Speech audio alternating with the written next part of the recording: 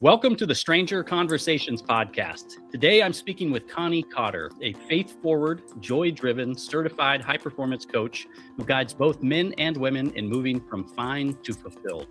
Connie guides professionals through life's biggest transitions through her signature program, the Joy-Filled Life Blueprint, and helps clients rediscover who they are, reignite joy, and design their next chapter with purpose, clarity, and contagious fun. So, Connie Cotter, welcome to the show. Good to have you. Thanks, Tay. I am so excited to be here. I'm really looking forward to this conversation. Great, me too. Yeah, so start off a little bit of just getting to know my guests. So, where are you from? Where are you calling in from right now? I'm calling in right now from just outside of Lafayette, Louisiana. I live in a very small town. We've only lived here 5 years. So we moved in 2021, January. Prior to that, we were in Madison, Wisconsin.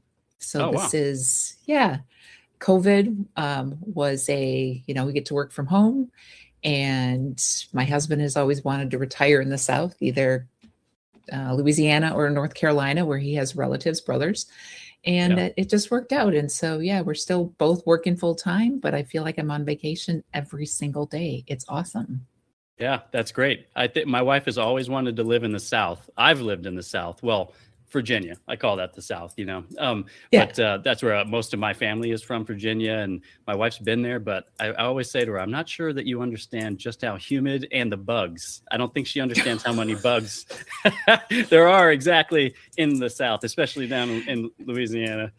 Oh my goodness. Area. Yes, you are so, like I said, we came down here in January and I was out walking in t-shirt and shorts, and a very kind gentleman's like, ma'am, do you need a ride? And I was like, no, because it was like 60 degrees, for us down here, that's cold.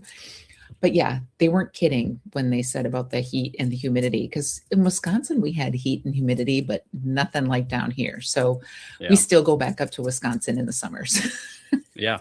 And that's the same thing, because we're in Arizona now. We've lived here for a little over 4 years, and it's the heat is crazy, but it is, like people say, it's a dry heat. So that's always a little bit better. But similar to you, we moved here, I moved here in like November. My family came in September before me, and we walked into a place and we had t-shirt and shorts on, and the guy immediately said, hey, where are you from? And we were like, well, how do you know we don't live here? Yeah. And that was his response. He's like, nobody wears that here in December. Everyone else is in hoodie sweatshirts, in November and December. And to us, it was quite warm. But now we're used to it. And 60 degrees, I'm putting sweatshirts on for the most part. Same here. Yeah. So Louisiana, did you have any sort of tie to that before you came down? Or is it just because you were thinking, let's go to the South? My brother-in-law lives about 12 miles from us. So nice. So I'd have a nice little family. But I grew up in a small town in southeastern Minnesota, and, growing up in a small town, it's like everybody knew you, what you were doing, who you were with, all the neighbors, and wanted to get away from that. But actually now I'm back in that small town, and I love my neighbors. I've met them all. And, so it's kind of like this, when you're young, you want to escape all of that, but now I'm happy to have that. And we all look out for each other, and it's truly awesome down here. Yeah. I think, the small town feel, it's kind of a blessing and a curse. I think sometimes when you're younger and you're still trying to find yourself, sometimes it can be more of a curse, but I've kind of found, when you're older and who you are, that it's not that bad, because you just be yourself, and, you're not doing as many stupid things as sometimes you do. And you wish you could escape sometimes when you're growing up and figuring out life and that type of thing. Exactly. So you said husband, do you have kids? Yep. I have 2 children. I acquired my children when they were 8 and 12. So I'm with my husband. My daughter lives in Waukesha, Wisconsin, and our son passed away in December of 2021. Oh, wow. Sorry to hear that. Yeah, and thank you. So they were your stepkids, or was it an adoption? Mm-hmm. Okay. Yep. So when you guys got married. Yep. I like to say that my oldest is still living at home. He's 63 and, has expensive hobbies and, those sorts of things. But he's my biggest kid, and he's still at home. Yep. I think most wives can say that about their husbands, right? He's Yeah. definitely brought me to where I am. Like I was very structured and regimented and Hmm. planned everything, and he was a just wing it sort of guy. Okay. And we've kind of done this back and forth Yep. through our marriage of 23 years, and we're at a Yeah. nice balance now. Yeah, I think that's another common story. I think. Well, from I think I'm very much like your husband. Hey, we're just gonna do it. I'm We're not just very gonna do risk it. averse. My wife is definitely more risk averse than me. But but that's good. It's a good balance when you have something Mhm. like that, because otherwise yeah, he'd be living in his car, or somewhere, and you keep him grounded in a life of luxury. Yeah, he keeps me. I've always referred to him from the very beginning of our relationship, the calm in my storm, because I could Yeah. get really riled up with things, and he's just easygoing. And we've had some Mhm. switches where he's more structured and I'm more free flowing, and we're like, "What is going on?" And so that's when we've done the back and forth thing. But yeah, truly, Right. truly blessed. Yeah. Yeah. And we're going to get into a little bit of your business, but Yeah. I mentioned it a little bit in the intro, but your business seems kind of built in faith, so I was just curious, how has your faith journey kind of shaped, how you show up for your clients, and guide people to success. I mean, just tell us a little bit about, your faith and how that helps you in your business. Sure, sure. This is a great question and a story that I love to tell. It goes back to my husband. Um, so I'll back up just a little bit before. It was in 2001, and I was a consultant and traveling a lot, and I didn't have a social life. And unfortunately, the individual who lived above me was murdered. So Wow. in May of 2001, I'm like, okay, I need to find a safer place to live. I need to find a local job so I'm not traveling all the time. And then I want to meet my future husband. And so that was in March. In May, I had a new apartment. In June, I had a new job that was local. I actually worked for my husband's organization, and we had our first date in August of 2001. Wow. So I was a consultant in town with his organization, and he knew my contract was ending. And I didn't really have much interaction with him. I would see him, of course, around the office. And so he came up to my cubicle and we were talking. And one of the things he said was, "The Lord is an important part of my everyday life." And I was like, wow, nobody's ever said that to me, like just out in public. Yeah. And he told me that he was divorced with these two children. And I was just like, oh, okay. Yeah. And my mother was the secretary treasurer of the Lutheran church where I grew up. Mm. And I was kind of searching to get back into a relationship with God. And our first date, we covered finances, religion, family, not the what's your favorite pizza topping sort of conversation, Right. because we were both older. And, he's like, "That's fine. I'm Catholic. I'm not going to change. And if you want to stay Lutheran, that's fine. It's the same God. We're on the same team." And he just he answered all my questions. I was on a podcast several weeks ago with a beautiful woman from Minnesota. And if you know anything about the Midwest and the Minnesota, it's like the Lutherans and then the Catholics, it's like this secret thing. Hmm. Like you don't know what goes on in a Catholic church and you don't want to ask because you maybe want to know. Yeah. But I was asking all the questions and it just made sense. I'm like, as our relationship was regressing, I'm like, I don't want to go to two separate churches. So I became Catholic in Easter of 2003. And that's just been a part of our life. Yeah. We pray when we're out, and we pray before meals, regardless of where we are. If we're traveling or on vacation, we find churches on Sunday because that's our holy day, or Saturday evening. And as I was becoming into this coaching business, which is just another, I think it's a divine calling for me. The more I felt called, like, this is what I'm supposed to be doing. And then the more I share my faith, it's like more people are sharing their faith. And I think in the world that we're in today, um, having a belief and a faith and a trust in God is really important because we're the minority voice. And so if I can, I coach all people. If people are not believers in God, if they're not Catholic or whatever, that's perfectly fine. It's just how I show up in the relationships with my clients. Yeah. I mean, I guess in rooted, the clients that you do have that do have a faith, a Christian faith, to kind of have that rooted and a cornerstone, and this, like, it's probably a little bit easier, to put some of those lessons forward to them, because they, you're kind of both singing out of the same hymn book, right? I guess, Exactly. Yes, exactly. To say, Yeah, it just ties it in with, I think, some of my clients will talk about the universe, but it's really just having that connection, something bigger than ourselves. I've carried a belief for a long time, even before I got into coaching. I think that's one of the things that made me successful as an IT business analyst for so many years and as a consultant, was every person has value to bring to an organization, to bring to this planet. And so many people are just shrugged off because, they seem unapproachable or uncooperative. And I take that piece of information and I just kind of put it in my back pocket. And then I'm just really curious about people. Where are you from? Oh, I see a picture of a beautiful little girl, granddaughter, daughter, niece, whatever. And just get people talking about, like your podcast here, conversations with people just to get to know them.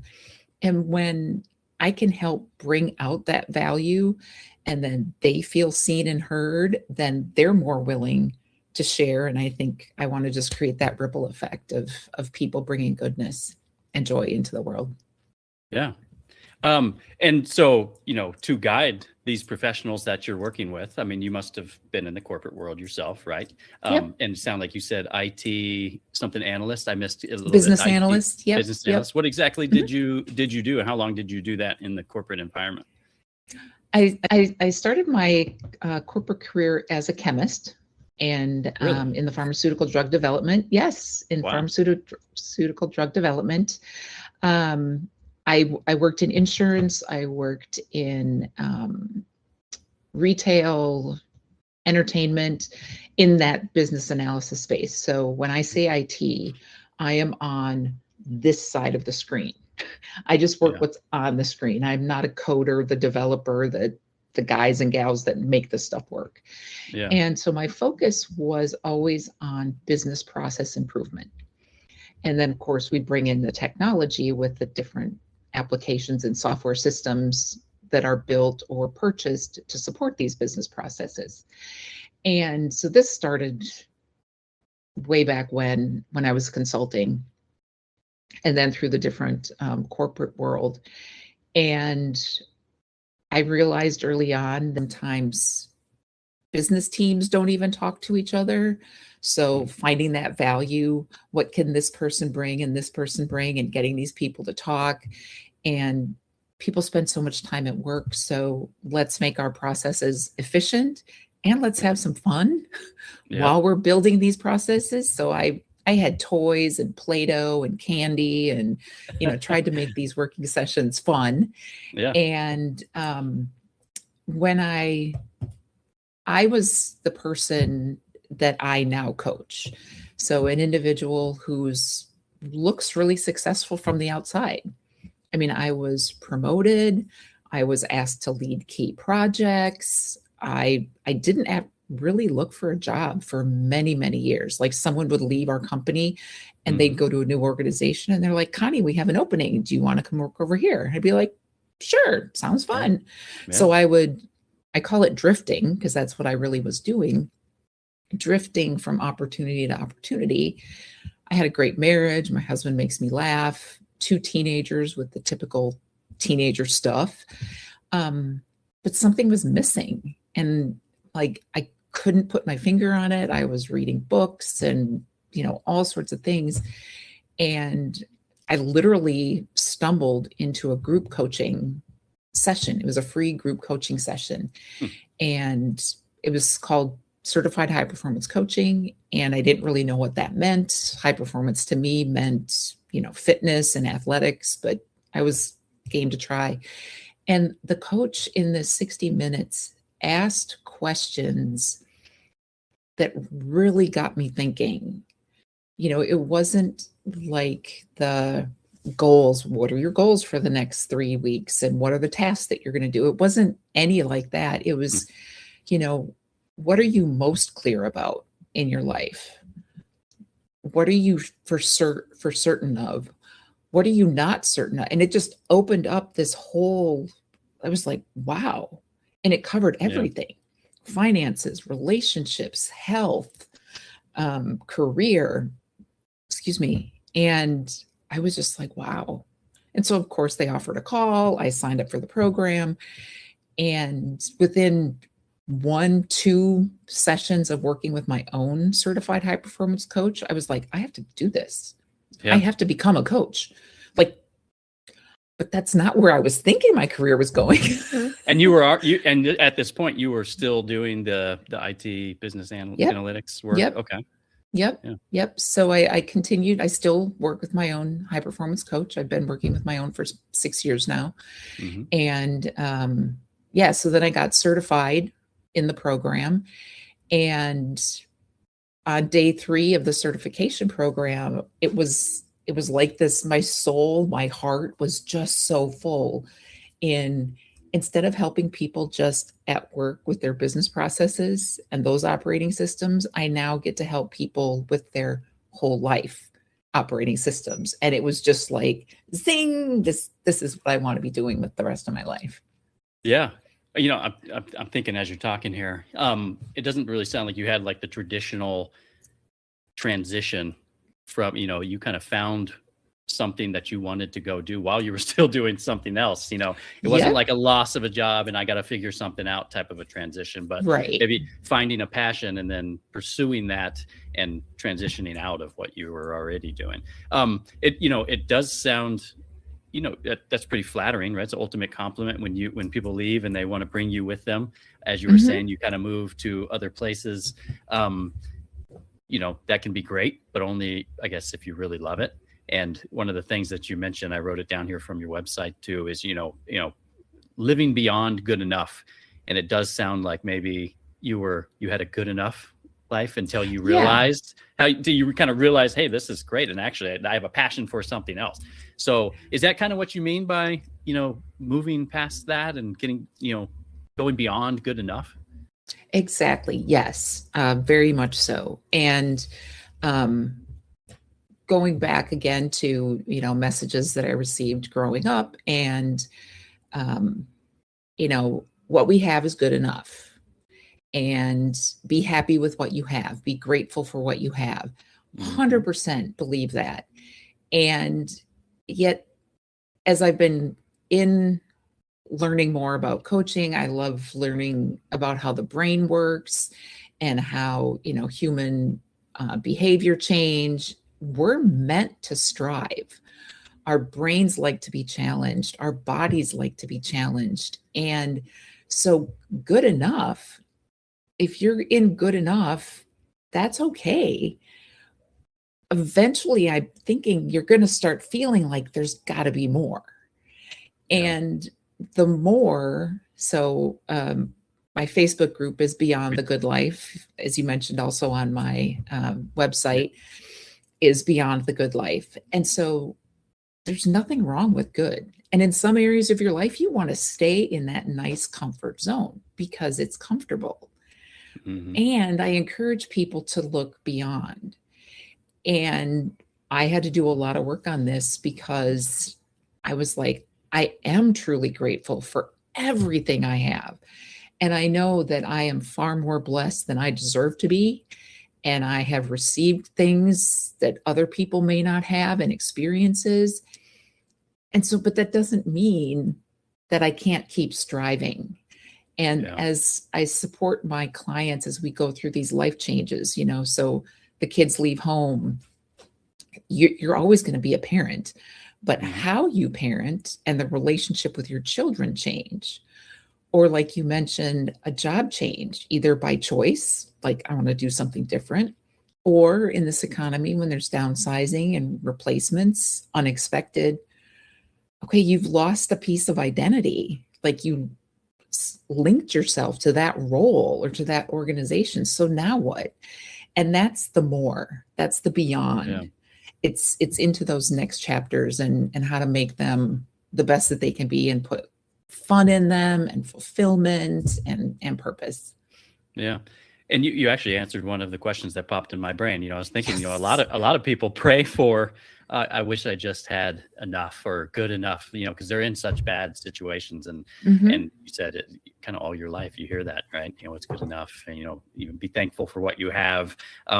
But I've always thought that, like you said, striving for something more. I mean, I know a lot of people live in comfort that way, and they, like we were talking earlier, like being risk averse, like they don't really like risk. They don't like stepping outside of their box.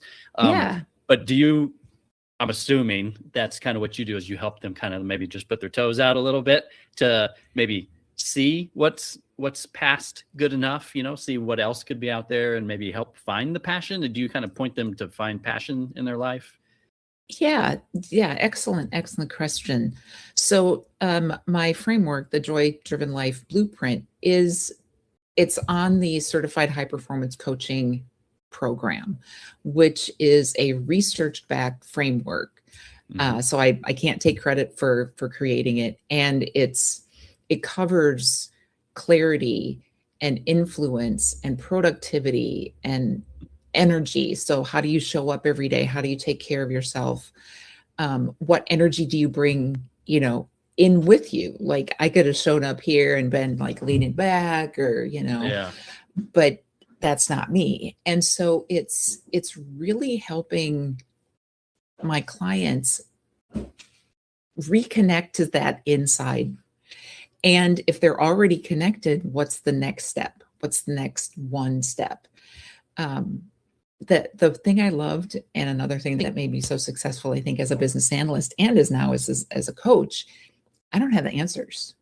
I was not going to tell people how to optimize their business processes.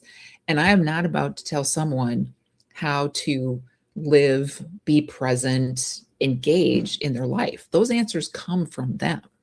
I just get to ask these amazing questions and then be there to help them kind of tease through the pieces to, we don't have just, you said, help them find their purpose. Yeah, some people have a life's purpose. Some people have a purpose of how they want to be as a parent, how they want to be as a employee or an entrepreneur, whatever their career mission is. And so as you go through life, your purpose can change, your priorities change, what's important to you changes. And so the first thing that we talk about is clarity. Where are you now? And what are you looking for in that next chapter? I just call them chapters. And confidence, I think, has a big piece in that too. You said kind of how you show up, Yes. if they don't feel comfortable or confident with themselves or their abilities, that they might not want to venture out a little bit, and find that next chapter or their clarity, kind of putting themselves in a little bit of a prison, a mental prison, perhaps. Yes. Yeah. That Yeah. very much so. That goes tied into the in the second series. So I have 4 programs, and in the second program, it's the caged life, where you're like not venturing out. Then there's the comfortable life where everything is good. And then there's the charged life where you're excited and motivated. And when you said confidence, the tagline for my business is taking action to get more from life. And, people want motivation. And so when I'm motivated, I'll do those things. And you can't like wait for motivation because it's not going to show up. What happens is you take action a small action, like you do something, and that creates momentum. And the momentum then feeds the dopamine in the brain, which gives you the motivation because you want to keep doing the thing. And so I have a just think, plan, act. I was really, really good at thinking. I could think my way, planning. I could get the spreadsheet and the schedule. It was that action part where I would get stuck. And so think, plan, act. You got to do all three if you want to make those changes. And yeah, confidence comes with competence. And you gain competence by doing. You got to get in the pool to learn to swim. You can't read a book. You can't watch a video and expect to swim. Absolutely. Yeah. My wife and I both, we've I mean, we're not elderly by any means, but we're kind of in that kind of stage of life, the mid, I call it my 3/4 life crisis, but I'd say it's more like a midlife crisis. But both of us, we transitioned completely when we moved away from Washington State where we were living and came to Arizona.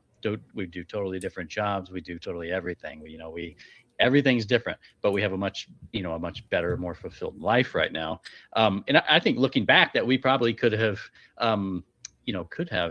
benefited from somebody like giving us guidance, that type of thing, because we just ripped the Band-Aid off and it's just dive head first, and so I mean, where do you suggest people start when it comes to making big life decisions, like baby steps, or is it just jump into the deep end?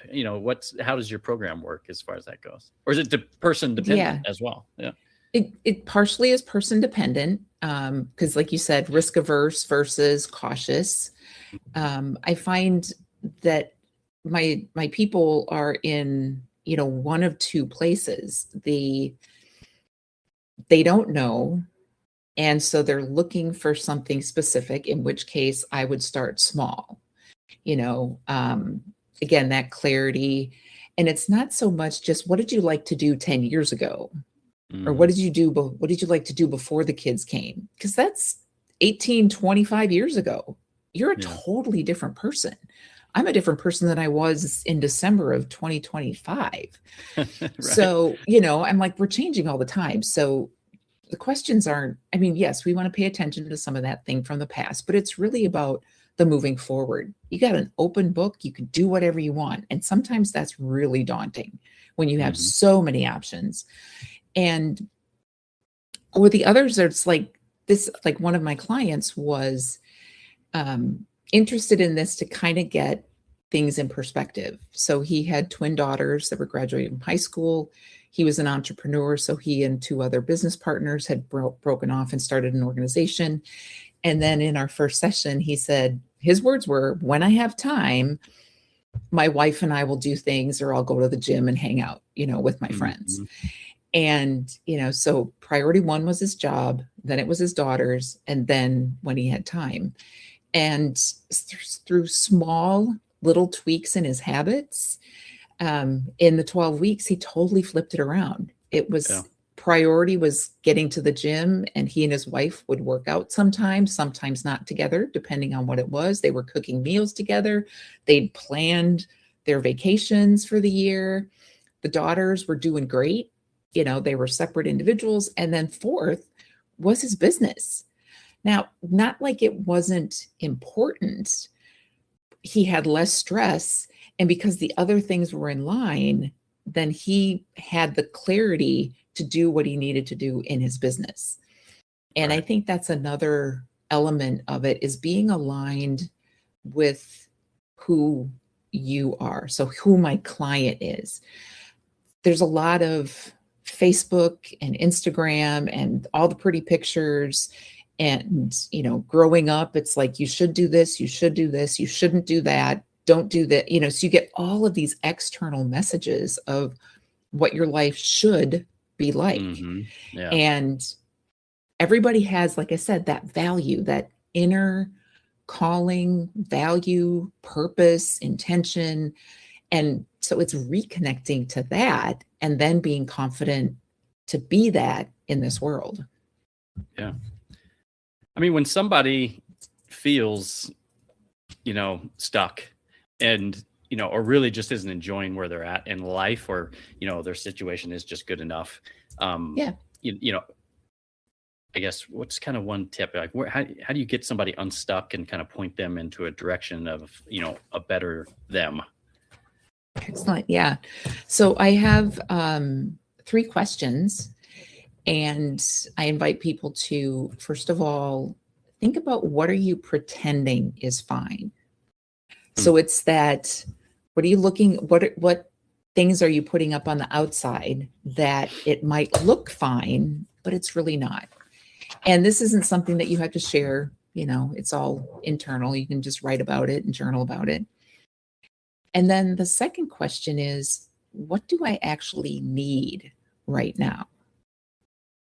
And for a lot of people, we're all really busy. What do you need right now? I need some fresh air. I just need to go outside. I mean, as simple as that sounds, Yeah. I'm one of these, I could just work and work. I get in a groove and I just want to keep going. And that clarity, I believe we attract things. So I think in my case, many, many years ago, 6 years ago, I was looking for something, and that coaching call just dropped into Facebook as something that I needed to see. Yeah. So the third question, I call it the 3-question clarity reset. So what are you pretending is fine? What do you really need right now? And then what is one thing, small thing, that you can do in the next 15 minutes? So in the example I said, I just go outside.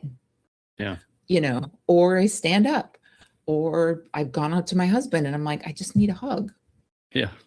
And so you just start building those connections again, connecting with what's inside, where you're disconnected. What can you do to reconnect it in one little step? And that's the first thing. And then, you can just keep building on those. And that's part of through the process as well with the program. Progress. Yeah. Yeah. That's very much a baby step, especially with, putting the time limit. Like, hey, what could you do? That could be a million things, but what could you do right now for yourself in this limited amount of time? So it definitely put it. I mean, that's the action, right? You can't sit and think about that. You got to do it. Within the next 15 minutes, you got to go do something. Yeah, that's great. Just something small. And, so you were asking earlier about, is it I'll jump in, or is it baby steps? And depending on who you talk to, some people might say it's the big things. I like the little baby steps. But then going back to the story I told you at the beginning, where I'm like, okay, I need a safer place to live. I need a local job, and I want to find my future husband. Okay, those are 3 big things. But I took little steps to make those happen. You know what I mean? So those were 3 really big, clear things. But for someone who's overwhelmed and in everything, I like the little stuff first, because all the littles add up to big changes. Absolutely. What do they say? The journey of 1,000 miles starts with a single step, right? Exactly. Yes. And I think Martin Luther King Jr. said, you don't need to see the whole staircase. You just need to see the first 1 or 2 steps. Yeah. Very true. And a lot of people are kind of stuck in situations for whatever reason. Maybe it's monetary, or, just waiting for, they've put a lot of work into their life, but they can't retire for 2 more years, right? They're on a 2-year plan or something, but they're feeling very overwhelmed right now. Yeah. But they can't escape. Is there kind of one thing that most people are pretty receptive to, and kind of like settling nerves a little bit, to continue working in a stressful environment when you have a goal in mind, or a finish line, kind of to pull the plug?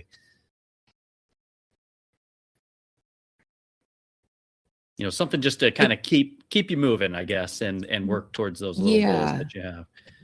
Yeah, it's really looking at what I can control.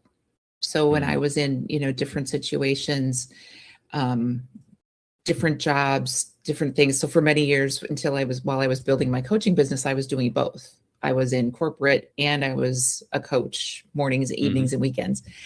And, for someone who's stuck, I even, helped my husband through this in one of his organizations. You can't change what people are going to do. You can't change their mind. However, I can show up and show empathy. I can show caring.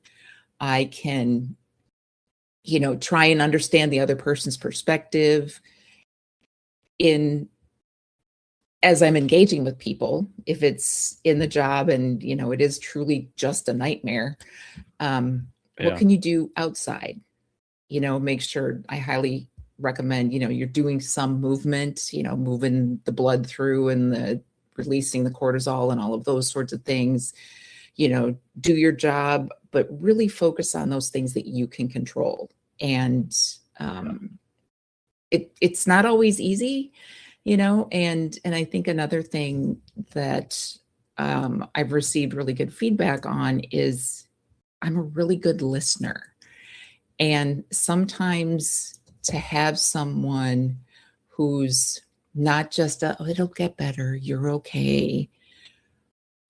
I am that person. I will listen, and I want to challenge them. I'm like, so what can you do the next time you have a conversation with this person and you're anticipating it's going to be a challenge at work? What are some things we can do to prepare you? And we can totally do that in one of our sessions, and they can prepare what they can do.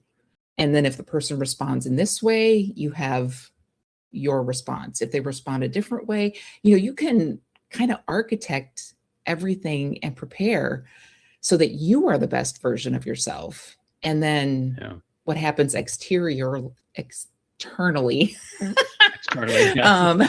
right. Yeah. It's all sorts of tools and little things like that, which are really, really helpful. Yeah. That's kind of one of the things you mentioned there is kind of the gratitude. I know that's something that I struggle with a lot, but I'm trying to get better at that, but to just, hey, to realize, not to say it's good enough, to say, this is really good, to realize that it isn't just good enough. Sometimes what you have is amazing. You just have to actually recognize it too. So maybe to get out of the mindset of, why am I here? Maybe I'm supposed to be doing something else, especially in a big transition. Like I said, my wife and I, because we've thought about that a lot. We've really changed a lot of what we've done, and we're doing something totally different. And we question that all the time. Is this something that we're where we really should be in our lives, or what we should be doing? But we've had to sit down a lot and just be like, you know what, actually everything's great. I mean, because it's been nothing but better since we've moved and made the transition. Sometimes you kind of look back at your old life and realize, kind of what you had. Most of it's usually money, but then you think happiness, and I've never been one to do something for money. I would much rather prefer to be happy in what I'm doing and be more fulfilled. So I think that's kind of one thing too, is just that gratitude, forcing yourself to realize kind of how good you have it. And one of the things you mentioned, maybe getting down, I forget exactly what you said, but it made me think about a book that I'm reading right now. And it's one of the best books I've read in a long time, but it's called The Power of Mattering. I'll show it to you. I haven't heard of that one. I don't have it in front of me right here, but the guy's name is Zach Mercurio. I think I pronounced it right. But that's kind of how he talks about when you're leading people. And a lot of times we, as humans, we kind of, you see the negative. The negative has a much greater percentage to stick in your brain. When one of your people just happens to be late, 1 week, and then it happens again a month, but they've never been late in 20 years. You think, oh, that guy's late all the time. But to reset your mind and how you think about it, and to, focus more on positive things and traits of people instead of something they just happen to do because they made a mistake. So I think, right. that kind of goes along a lot with what you were talking about. Yeah. And it takes work, it's, if there was an easy resolution to all of these things, then everybody would be happy and fulfilled. I totally agree. And having a fulfilled life rather than functioning. Many of the women that I've connected with through this process, are going through the motions. They're functioning. They got all of these things and they get it all done. But again, it's that disconnected, what lights them up, what brings them spark, what, when you lose track of time and those sorts of things. So yeah, 100%. Yeah. And then that intentionality, I think a lot of people don't really live lives of intentionality, intentional Mhm. lives. I think that is a big part of it, but I don't know, maybe talk about that a little bit too, what bringing some intention to your life and your routine can really do for someone. Yes, yes. You're asking great questions. This is so good. It's like you've planned this whole thing. Yeah, intention. And I everything is life is changeable. They talked there's like the fixed mindset and the growth mindset. And if you have this belief that this is it and nothing's ever going to change, things won't. Because again, you won't be taking the action if you're projecting so far forward and you want the outcome to be a blue box with a gold ribbon and red hearts on it, and I give you a paper bag, well, then all bets are off. But if the thing that's inside both of those is exactly what you were looking for, you could say yes or no. And so the intention part is, what are you striving for? What matters to me, or what matters to my client? And, back in those messages of this is good enough or be happy with what you have, some people have stopped asking themselves that question: what matters? What makes me happy? And I was very fortunate when I made a career change because an organization was downsizing. So it was one of those forced ones. I hired a career coach, and he had me lay out a spreadsheet, which I loved, like 73 items, what I wanted from my next career or my next job. And I was like, I didn't even realize I could do that. But it helped me to align my choices. And I declined jobs that were going to pay me really good money because they didn't line up with what mattered to me in how I was spending my days. And so the same sort of thing. I think one of the most awesome things about this time in our lives and, middle age or empty nesters or career transitions or whatever, I'm in the upper 50s, is we can choose. We're not stuck unless we choose to stay stuck. And gaining clarity is a choice. You have to be able to kind of step back a little bit and, well, I've done this for the last 12 years. And what if this next thing is totally amazing? What if you take these steps and it turns out far greater than you had ever imagined? Mm-hmm. So half full, half empty. How do you want to look at your glass, I guess? Yeah. And these transitions in this next chapter isn't about throwing away everything you've done in the past. When I turned 50, I decided I'm starting over. So I'm now in my second half 50, which makes me 8 years old. So I am playful, like an 8-year-old, pushing my independence, but I've also got 58 years of life experience. And so I get to pick and choose which things do I want to keep, which things do I want to pull forward, and which things do I want to let go. Yeah. They just don't serve me anymore. And we only get one life. So let's design it. That's the other thing I like to say. We're designing our lives. Yeah. I mean, good for you to know what you were looking for. And I can see how, somebody helping people guide their lives to turning down something that might not be for them just because of money, but to be more fulfilled.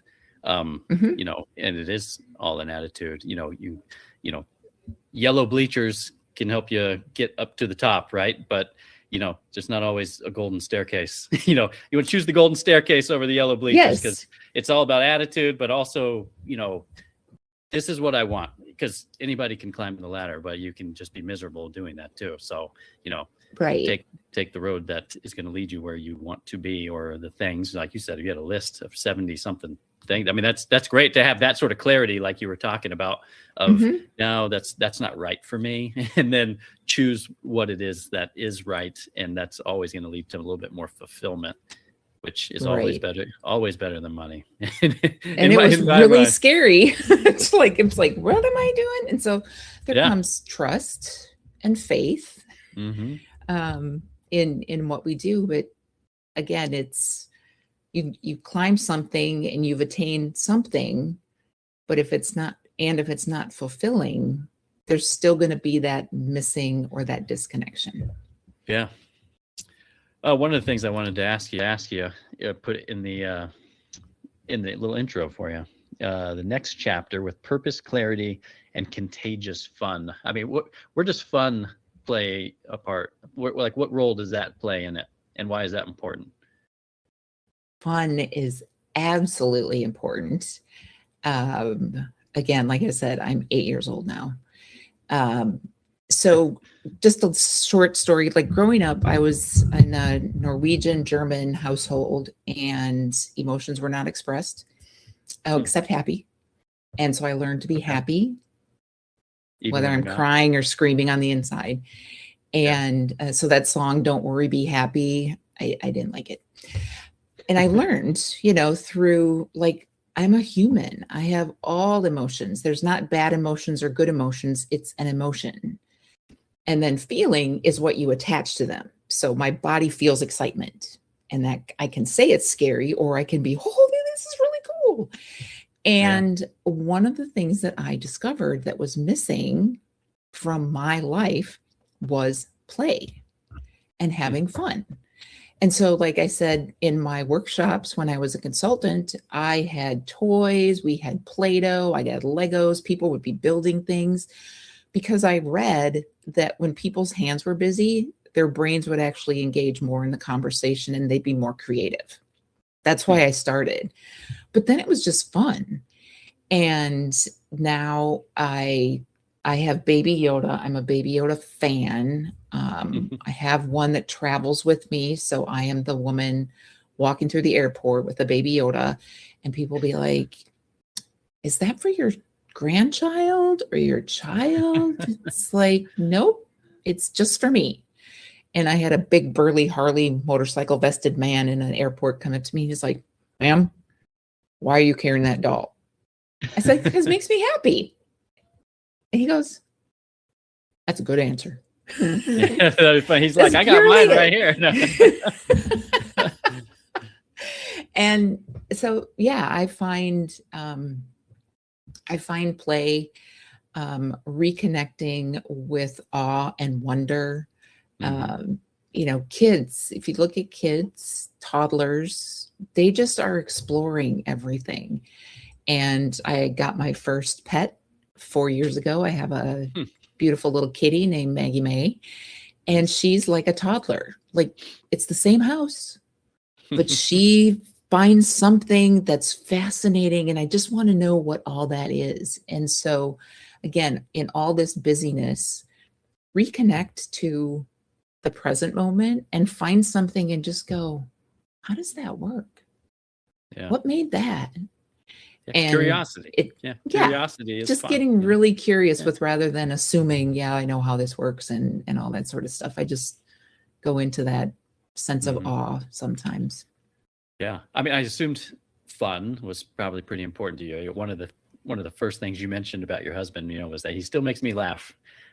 Every single day. Which is good. Yeah. And I think that's important. And one of the other things I wanted to talk to you about, because I know you have a Facebook group for empty nesters.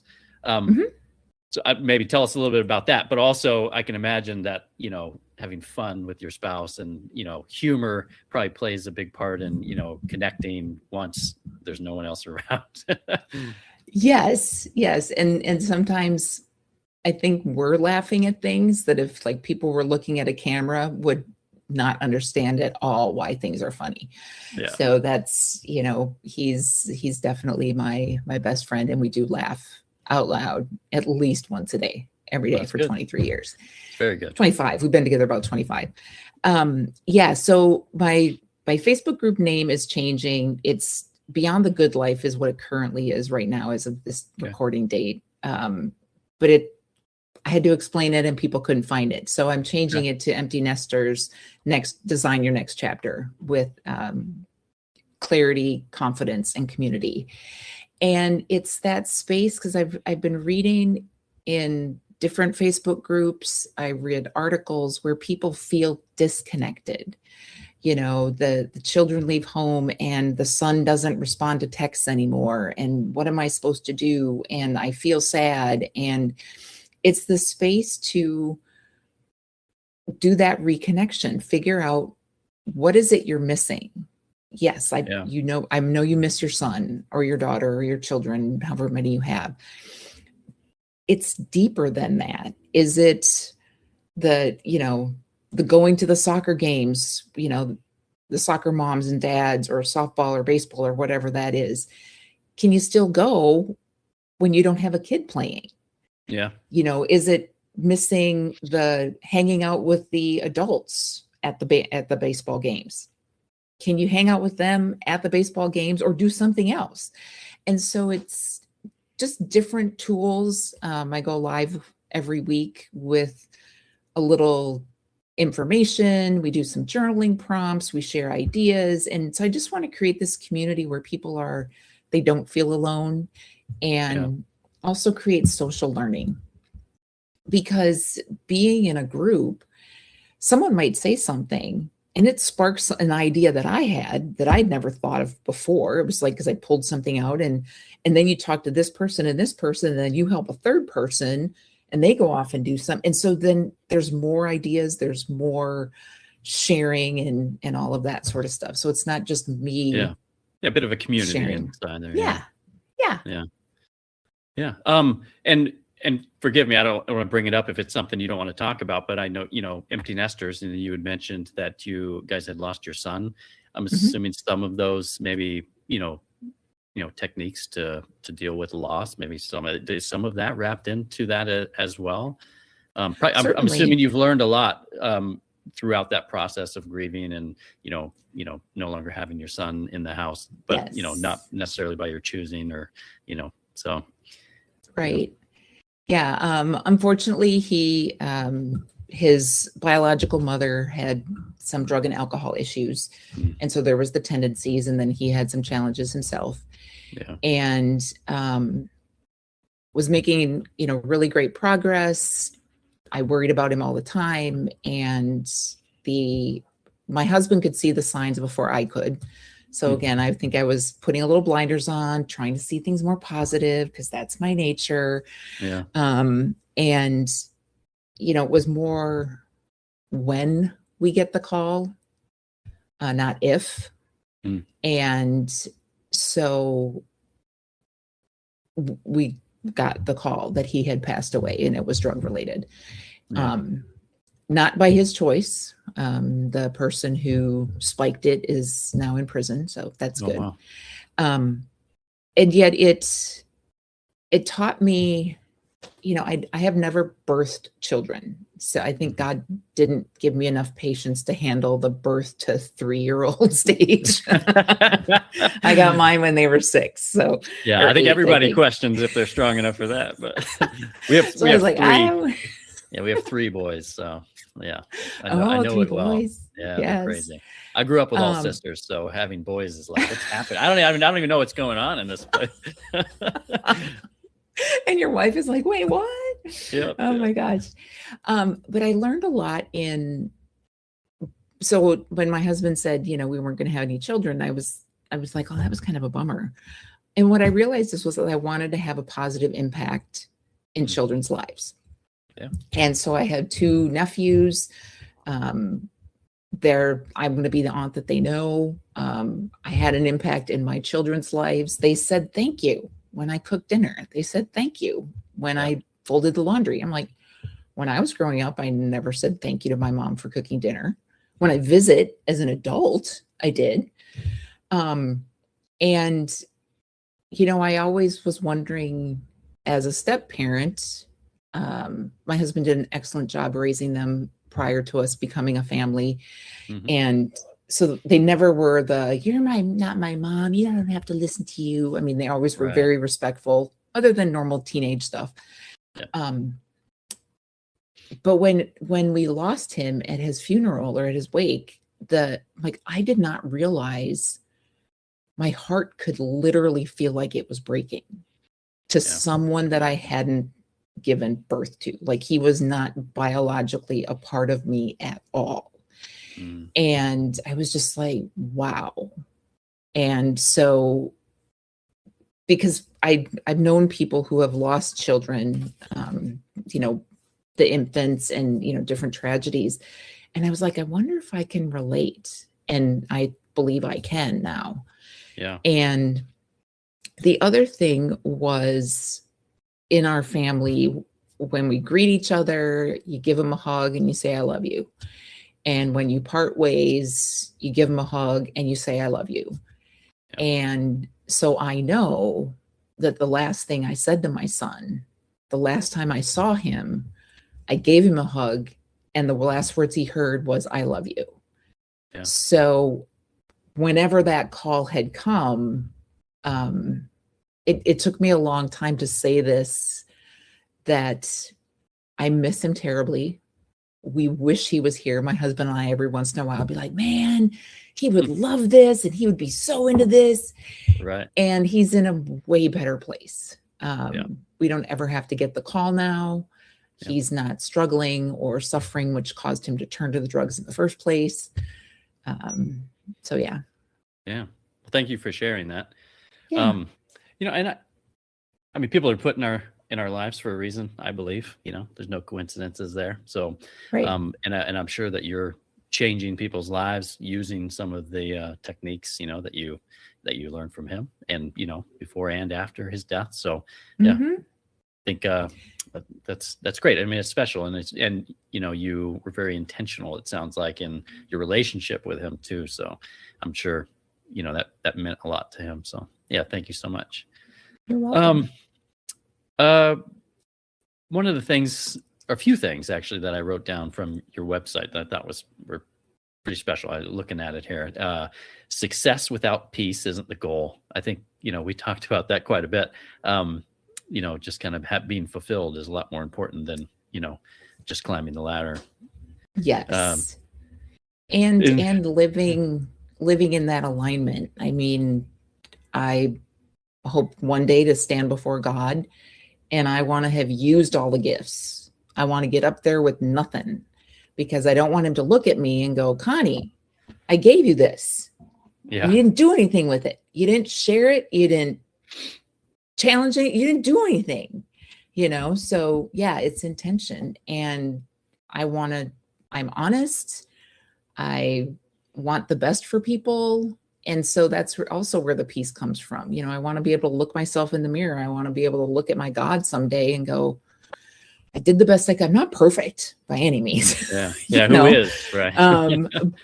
And I want to be, you know, ethical, moral, faithful, and at peace. Yeah. And that's tough. Like you said, you know, so you get to see God one day, and he's like, I gave you all this stuff and you did nothing with it. You know, I think that's one thing. It's tough that you're helping people with, is to find that clarity. Because sometimes you're given a lot of gifts. Things are put right in front of you, but you don't recognize them for what they are at the time. So I think that's important to kind of, you know, to have that clarity, to even know when you're, you know, when you are being given a gift that could change your life. And sometimes the gift might not be a positive thing. Yeah, you know, for sure. to kind of have you kind of look at it in a different frame of reference as well. Absolutely. Yeah, not all gifts, you know, come wrapped in a bow, you know, in a bow. Sometimes you get it in that paper bag, like paper you said, bag. but it's what's inside that matters. Right. So exactly. Yes. Yeah. You know, the other thing here that you had, you know, big transitions deserve intentional support. And, you know, I think you've done a great job of kind of explaining what that is, and, you know, being intentional when you do make, you know, I guess I would say maybe not only when you make big transitions, but just being intentional in all aspects of your life, you know, even with your family, you know, making sure that you have fun, that contagious fun, you're laughing every day. Just, You had mentioned one of your clients, just putting his priorities in the right place, being intentional about that. And I'd be willing to bet that even though his business went a little further down on the list, it probably produces more results than it did previously. Yeah, because he's showing up, he's taking care of his health, he's got that strong relationship. And the high performance definition is, it's long-term success without compromising your relationships and your well-being.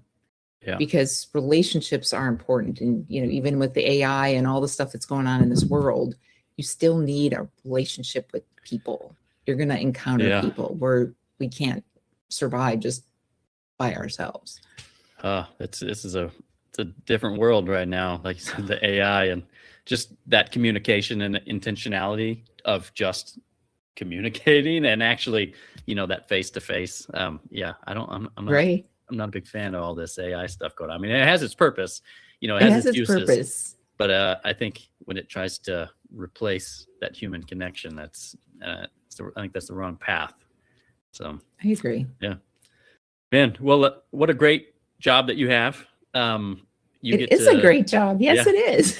I mean, you get to change people's lives all the time and kind of steer them in the right direction. So, that's got to be very fulfilling for yourself. So I'm glad that you found that clarity, in your own life to help change the lives of others. So ConnieCotter.com, right? ConnieCotter.com is your website. Is that the best place for people to follow you, learn more about you, connect with you? Or, I'm assuming you have social media as well. Yep. So ConnieCotter.com is overview of everything, a little bit about me, about my programs. I'm also on Facebook, Connie Cotter, and I have the Facebook group. Like I said, right now it's called Beyond the Good Life. It's going to be the same group. I think the handle's going to stay the same. I'm on LinkedIn. I'm also on Instagram. Great. And for your listeners, I have a gift if they would like to cultivate their sense of wonder and start looking at things with that fresh eye. I've got 13 ways to cultivate that sense of wonder. And if they go to ConnieCotter.com, that's COTTER.com/wonder, WONDER, you can get that. Excellent. Well, I'll link everything, including that free gift, 13 ways to cultivate your sense of wonder. I'll make sure that all of that is linked in the show notes. So anybody listening, you want to, explore a little bit, find out more about Connie and connect with her, especially for, business professionals. LinkedIn, I'm assuming you said LinkedIn. I know that's like the place I go to for mostly professional content. So yes. a lot of people on there I'm sure would love to connect with you. So yeah, fantastic, Connie. And then one other quote that I found on your website, and we talked about this quite a bit, but it says, build a life that feels aligned, not just accomplished. I mean, I can tell just from our conversation that, you're not only committed to helping others kind of get alignment, but you found that alignment during your own transition, for yourself. And that, I guess, really like kind of your true north and where you're supposed to be going, like which path you're leading down, and I can tell that you really care for others and have a strong desire to see other people succeed and to kind of find their own way in this crazy thing that, we call life. It is an adventure, and that's really what this show is all about. It's just sharing stories of people like you who are doing good for other people. So I thank you so much for coming on the podcast, and I wish you all the best. Thank you so much. And you too. It's a pleasure meeting you. Yeah, you as well. And we'll stay connected. I'll make sure that I'm connected with you on LinkedIn as well. Awesome. Great. Thanks so much, Connie.